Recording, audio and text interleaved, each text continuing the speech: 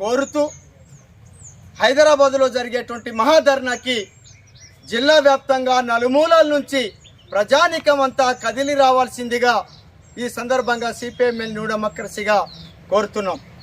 ఈ ప్రభుత్వం ఆదివాసీలు మూలవాసులైనటువంటి ఆదివాసీల మీద దాడులు చేస్తూ జనవరి నుంచి ఇప్పటి వరకు 600 మంది పైగా హత్య చేయటం అనేటువంటి జరిగింది. ఇట్లాంటి హత్యల్ని తీవ్రంగా ఖండిస్తున్నాం.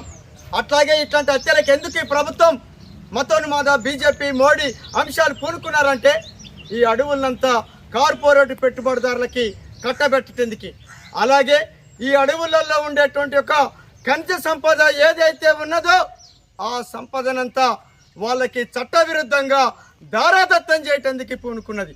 ఇట్లాంటి ఒక స్థితిలో దాన్ని తీవ్రంగా ఖండిస్తున్నాం, వాటిని వ్యతిరేకిస్తున్నాం. అట్లాగే మావోయిస్టులతోటి శాంతి చర్చలు జరిపి ఈ సమస్యని పరిష్కరించాల్సిందిగా ప్రభుత్వాన్ని డిమాండ్ చేస్తున్నాం.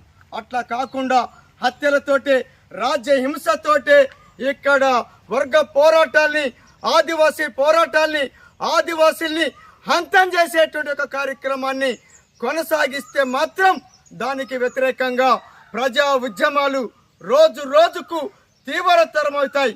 అడవిని కాపాడుకుంటాం, అడవి సంపదని కాపాడుకుంటాం, రాజ్యం తెచ్చేటువంటి ఒక నిర్బంధాన్ని ఖచ్చితంగా తిప్పికొడతాం, వెనక్కి కొడతామని చెప్పి ప్రజా ఉద్యమాలతోటి వర్గ పోరాటాల్ని ఉధృతం చేస్తామని చెప్పి ఈ సందర్భంగా తెలియజేస్తున్నాం.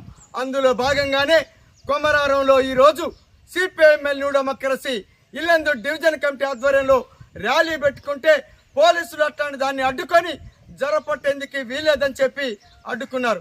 ఇది అప్రజాస్వామికమైనటువంటిది, ఇది చట్ట వ్యతిరేకమైనటువంటిది. ఇవాళ ఆదివాసుల పైన దాడులు చేస్తుంటే, ఇవాళ హత్యలు చేస్తుంటే వాటిని ఆఫ్ చేయమని చెప్పి ఒక నిరసన ర్యాలీ జరిపితే దాన్ని ఆఫ్